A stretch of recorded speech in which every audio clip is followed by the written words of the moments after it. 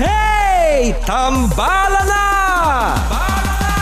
At eto na sila, ang nag-iisang masugid na tagahanga ni Nicole Yala.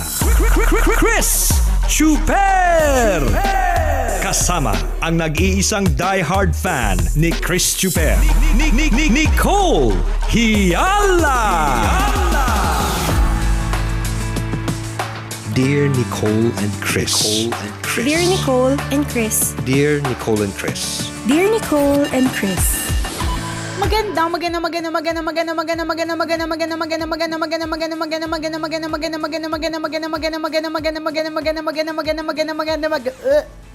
nadigay ako. Nabihitin. Nabusog ka sa maganda. Maganda palang diskarte yan. Magawa nga din. Pampadigay. Pag gutom ka, di ba, at wala kang makain sa paligid, suggestion, pwede nyo pong gawin. At gagawin ko din mamaya. Magandang po tayo. Nakakabusog po siya. Nakakabag. Ano ba yan? Nagkakahangin po yun tiyan natin. So feeling natin busog tayo. Di ba? Nabitin pa yung huli. Nakakalerte. Anyways, magandang morning po sa inyo. Anong week na ba ngayon ng September, partner? Grabe, no? Oo nga. Malapit ka na mag-birthday, partner. Oo nga eh. Sa totoo lang, malapit na tayo mag-birthday. I wonder, partner, kung Ilang linggo na lang. Oo nga eh. Kung sa November, December, sa week ng birthday natin, quarantine pa din. MGCQ na ba? Babalik ba sa ECQ? Or community quarantine na lang ba? Or ano? Ewan ko, hindi ko alam. Feeling ko aabutin pa tayo. Feeling ko talaga. Oo. So may plano ka ba sa birthday mo? Wala, partner. Ano plano? Wala naman pwedeng pumunta. Pero in fairness ngayon, at least, meron na nakakapunta kahit papano na family members. Nung una talagang super lockdown yung mga tao, di ba, na naabutan sila ng birthday nila. Yun talaga, kung sino lang yung kasama mo sa bahay, or kung wala kang kasama sa bahay nung birthday mo, nung time na sobrang strict pa talaga, yun lang din talaga. At least ngayon, medyo. Although, syempre, kailangan po maging careful. Wag po tayong pakakampante. Wag po tayong, wag nating isipin na porke kamag-anak natin, pero galing silang sa labas, wag nating iisipin na malinis agad sila. Pakatandaan na, lagi mong iisipin yung sarili mo. Hindi ba't sa laula ka rin? Ayaw mo, syempre hindi mo lang aminin sa iba. Di ba? Sa laula ka. Kahit kitang-kita na, hindi mo aaminin yan. Di ba? Oo, di ba? Alimbawa, partner tayo, nung minsan na nagkita tayo, aaminin ba natin nung nagkasalubong tayo or kung kailan tayo nagkita na kung galing man tayo ng restroom, aaminin ba natin naghugas tayo ng kamay o hindi? Hindi naman, di ba? Pero dahil nga, magkaibigan tayo, kakilala natin ang isa't isa, feeling natin mabango ang isa't isa, feeling naman natin na careful tayo at malinis tayo sa katawan, iisipin natin na safe itong taong ito. Pero wag ka pakakampante. Ang mga tao naturally sa laula, hindi naman naturally, pero may taglay na kasalaulaan. May taglay na kababuyan, hindi lang minsan halata. Oo. Magaling lang tayo magpanggap, magaling lang tayo magtago, pero lahat tayo, aminin natin mga kaibigan, lahat tayo may kasalaulaan, di ba? May kamahuang taglay. Totoo yan. Yung iba nga kitang-kita na, amoy na, tumatanggi pa eh. Correct. Nakasalubong mo ng asim-asim niya, di ba? Actually, yung amoy putok na, nagdi-deny pa. Oo, diba? Ayaw pang aminin, di ba? Nakamamatay ng hininga, hindi pa rin siya yung mabaho ang hininga. Pero actually, partner, maswerte nga kung yung makakasalamuha mo o mamimit mo, yung mga pupunta sa bahay mo o sa kung nasaan ka man, talagang malayo pa lang may amoy na. Kasi alam mo, ibig sabihin, kailangan mong iwasan. Yun yung yung swerte doon eh. Kaya lang ang malas. Advantage yun actually. Oo, correct. Advantage. Di ba, halimbawa, pag may bumabahing partner, parang matik lalayo ka kasi bumabahing, di ba? Pero, may ibang mga tao na asymptomatic. Wala silang kahit anong symptoms, di ba, ng COVID. Pero sila yung lumalapit sa'yo, pero hindi mo alam yun. Diba? Katulad nga ng laging paalala natin sa ating mga ACS na spills or ad-lib, wala pa ring tatalo sa social distancing. Parang no amount of face mask o face shield ang pwedeng tumalo sa pag-physically distance sa ibang mga tao. So, uulitin lang po namin kahit na ayaw namin pag-usapan ito kasi parang paulit-ulit na for the past 6 months. ito yung topic namin, di ba? Pero babalik at babalik dun kasi marirealize namin ni Chuper, in the first place, bakit kami magkahiwalay ngayon? Kasi nga, may COVID pa rin. May virus pa din. Sana nga eh. magkaroon ng yung pinakamadaling palatandaan na merong virus ang isang tao maliban Kaya nga sa high temperature. True. Amoy, halimbawa, malalaman mo ng isang tao na may putok kapag, di ba, malayo ka pa lang naaamoy mo na eh. 'Di ba, amoy curry na siya, 'di ba?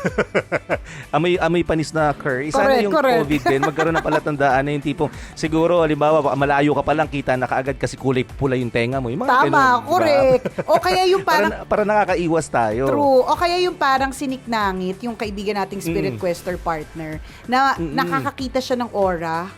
So, nakikita niya kapag ang isang tao na-L kasi orange yung aura niya, yung mga ganon. Oo, pwede rin. Nakikita So, niya, yung mga correct. Tama. Oo. Diba? Wish lang natin may ganong teknolohiya. Kasi po, parang feeling ko partner, alam mo, sa ganda din ng sa takbo din ng mundo natin na nakakaisip na ng mga kung ano-anong invention. Yun yung sanang pwedeng ma-invent. Pero syempre bago 'yan, yung vaccine na lang muna talaga. Bago unahin yung pagbasa ng kung sa laula ang isang tao. Tama, hindi. pero Yung parang, kung partner, yung parang may meter sa taas ng ulo.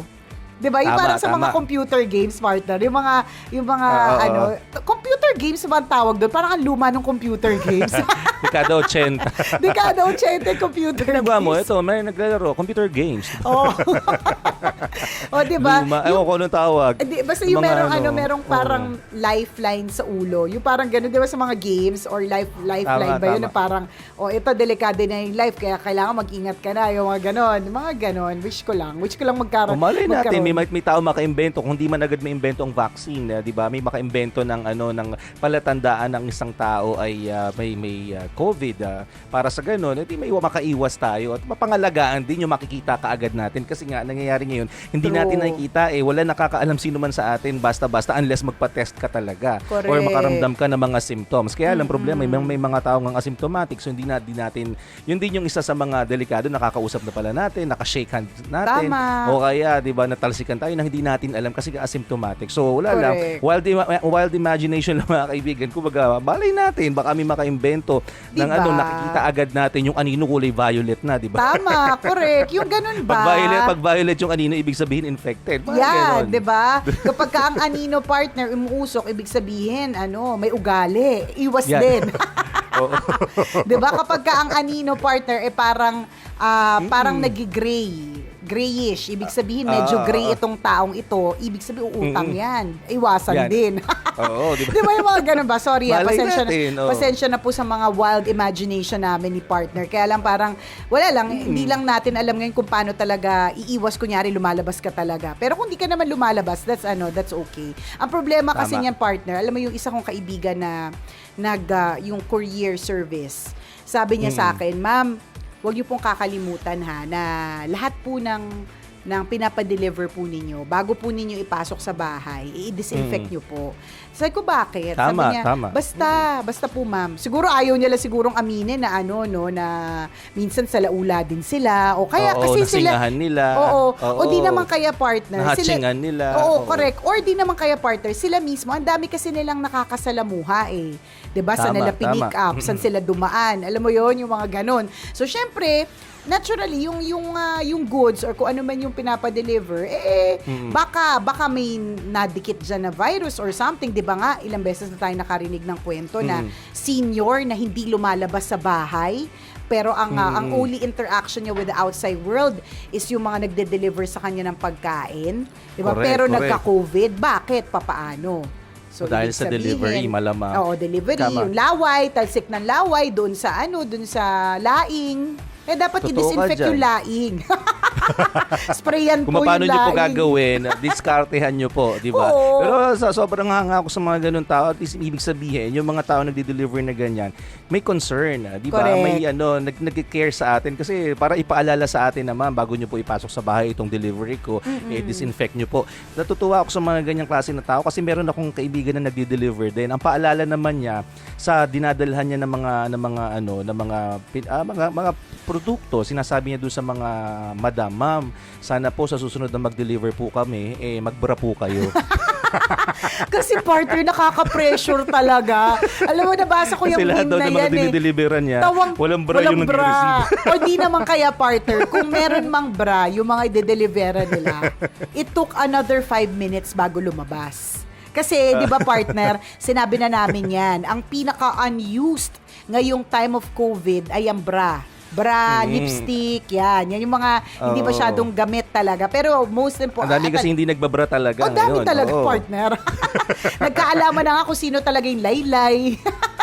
Sa flat, sa may laman, ganyan. Nagkaalaman na talaga kasi wala nagbabra. So, tama talaga yan eh. Yung pagpapaalala po na kung kayo po ay nagpa-deliver at nag-expect po kayo ng delivery ng ganitong oras, magbra naman po kayo. Concern lamang po kasi syempre, una, 'di ba, lalaki po usually nagde-deliver, 'di ba? Hindi natin sila po alam magpapatunay na madami na silang nadalhan ng mga produkto na walang bra ang tumatanggap correct. ng mga ipinadala. O, 'di ba? For some nahihiya sila, for some nag-enjoy sila kasi siguro Awkward kaya. Oo, 'di ba? Pero nakaka-awkward naman kasi talaga yon. Tapos secondly, kaya pinapaalala yan ng mga nagde-deliver. Kasi nga partner, kung ang bra ay hindi gamit, hindi mo na alam kung saan siya nakalagay. So it will take another few minutes para mahanap yung bra bago maisuot, bago makalabas. Kaya pagpapaalala yun, para hindi, kasi sayang oras, di ba? Habang naghihintay sila sa labas, yung possibility na makakuha sila ng bagong sa servicean, lumiliit, nagsislim ang chances, di ba? So naalala ko magbra. tuloy yung kwento mo ng kaibigan mo na nagalit, di ba? May mga chances din na palatandaan na na-receive mo yung produkto, ipipicturan mo yung taong nag-receive. Di ba? May mga ganun. Tapos yung kakilala mo nag-away kasi yung diniliveran maganda. Paano kung maganda na tas wala pang bra? Oh, di ba? Adi lalo sila nag-away. Kaya paalala, magbra po kayo. Correct. Kasi posible mag-cause ito ng away doon sa nag-deliver at saka doon sa asawa nung nag-deliver, doon sa misis. Yan. Diba? Totoo yan, di ba? So magbra po.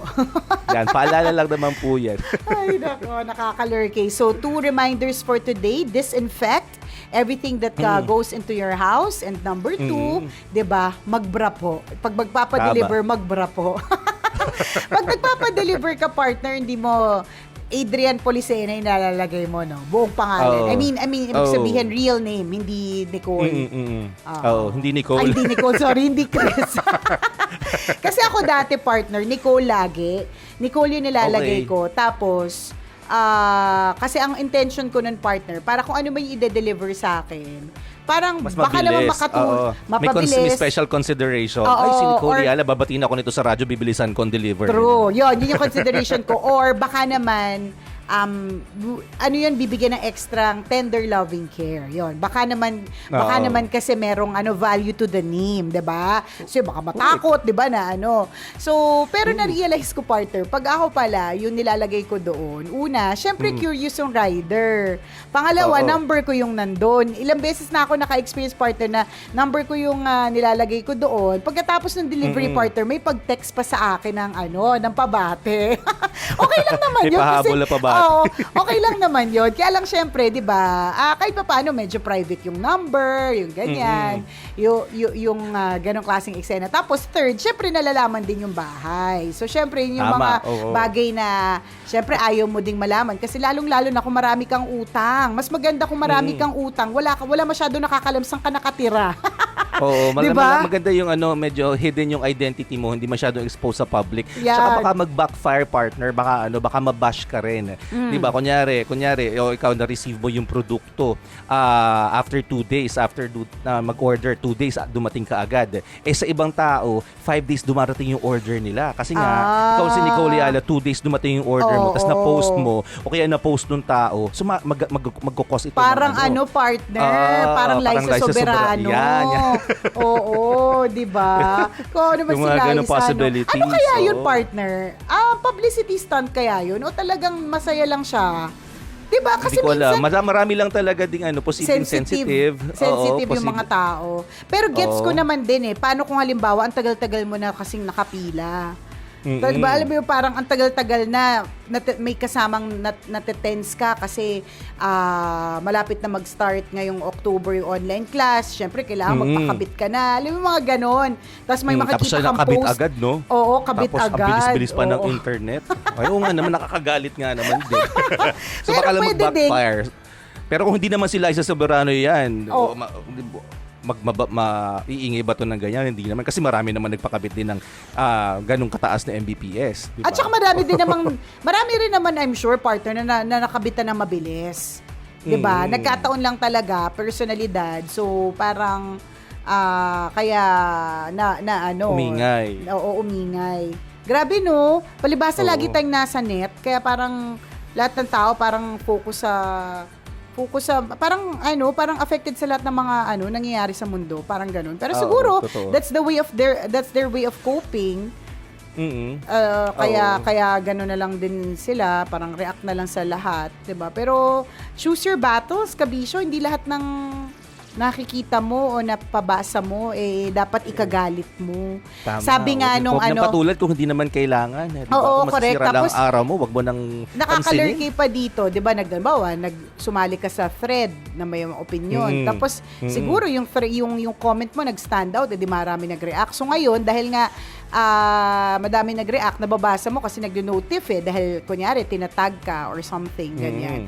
Tapos nagkakaroon ka tuloy ng negative na feelings. So ang ending nito, 'di ba? Sira yung araw mo. Oo, correct. Instead na hindi masira yung araw mo, bigla sira yung araw mo, yung ganun. So choose your battles and choose them well. Kasi sa panahon po ngayon, we have to stay sane. We have to stay sane talaga, kabisyo. Alam mo yon, let us surround ourselves with positivity, not COVID positive, 'di ba? Pero i-surround lang natin yung sarili natin sa mga mas positibong mga bagay-bagay, 'di ba? Kaysa yung puro negative yung inaatupag natin, negative comments, negative posts, yung ganun. Pero kung gusto mo magpa-controversial, why not? 'Di ba? May mga tao din naman ganun eh. Oo. Pwede din naman. Gusto mong napansin yung maging instant celebrity ka, 'di ba? Yung tipong mag-gain ka ng maraming followers, likes, 'di ba? Trending yung post mo. Pwede rin naman, 'di ba? Yung chismosa kong kapitbahay, pinagkalat na patay yung kapitbahay niya pang isa, 'di ba? Napansin ganun papansin, 'di ba? Nakakaloka yung ganun. Pinagkakalat at patay na yung isang kapitbahay, di ba? Ganun. Kung ganyan yung tipo mo, di bahala ka, may consequences pa rin naman yan. So, ang sinasabi natin dito, yun nga, choose your battle. Kung sa halip na negativity yung pasukin mo, pwede ka rin naman pumasok doon sa something positive. Correct. Di ba yung makakaganda ng araw mo, yung magiging makabuluhan ng araw mo. Kasi parehas din naman yan eh. Ang sobrang negative can elicit reactions, but ang sobrang positive post can also elicit reactions. Parehas yan. Yes. O, diba? So, pipili ka. Di syempre, dun na sana mas nakakagaan ng kalooban. Diba? Tama. Ngayong araw na ito, sana po'y gumaan ang ating mga kalooban. Huwag gumaan ng bulsa kasi gusto ko bumigat yung bulsa eh. Madagdagan, malamanan, ganun. Ay, sweldo pala. May laman na. Ay, may naman. Meron Medyo na. mabigat na. Mabigat na yung bayarin natin. Yes. Ay, nakakabisyo. Mamayang 9:00, isa na namang kwento mula sa ating Mahiwagang Burnay ang ating mapapakinggan, kaya't inyong pakaantabayanan. Gotta go, mga kabisyo. Muli ako po si Nicole Yala. At ako naman si Cambio King Chris Chuper. Na nagpapaalala, una magdasal ka para mabuhay ka. Pangalawa, mag-face mask ka para mabuhay naman ang iba. Yon. Always your number one. SM Radio Station. Love Radio.